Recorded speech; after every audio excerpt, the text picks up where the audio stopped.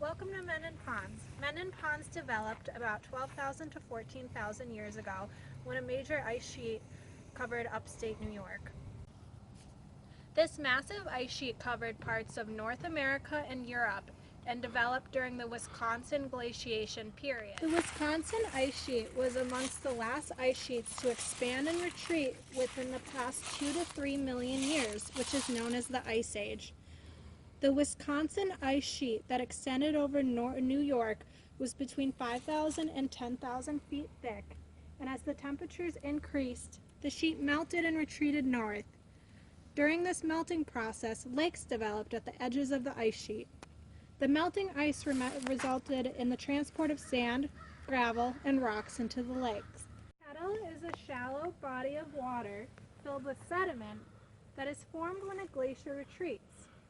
While retreating past the Mendon Ponds region, the ice sheet broke apart on its edges.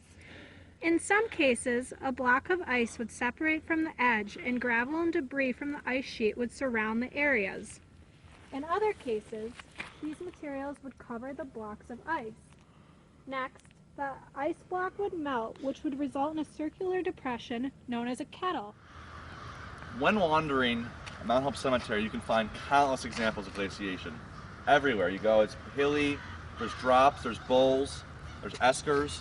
It's pretty hard not to be somewhere where glaciation hasn't done its part. A very interesting part of the cemetery is one of these eskers, which we see here, which separates two very, very low depressions on both sides. This one is more of a bowl shaped, and this one is just a valley in between the two.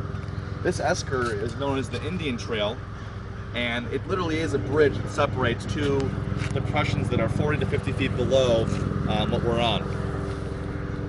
Eskers are formed during glacier maximum when glacier activity is at a minimum.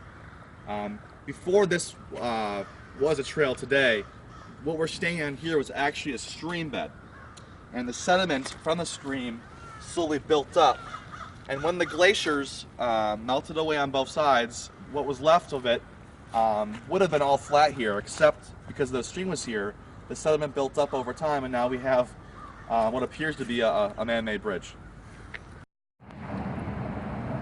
It's pretty cool to think. We're really close to campus right now in the University of Rochester, and you really can't see much evidence of glaciation, but you only go a couple miles away to places like the cemetery and Mendon Ponds, and it's very evident, especially in the surrounding suburbs of Rochester, how much the glaciers have affected this area.